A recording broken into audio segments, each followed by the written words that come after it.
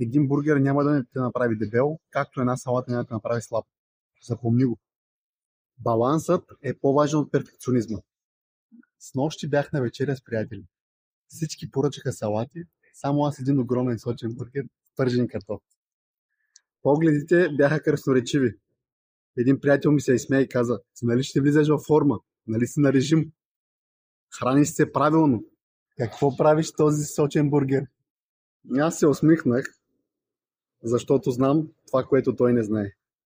Един бургер няма да ме направи дебел, както една салата няма да ме направи слаб. Важни са навиците, не еднократния избор. Балансът е по-важен от перфекционизма. Ако винаги си на перфектен режим, рано или късно ще се пречупиш. 80% от времето, ако се храниш добре, няма проблем за останалите 20%. Храната не е враг. Не е нужно да се лишаваш, за да бъдеш здрав. Трябва просто да знаеш как да балансираш.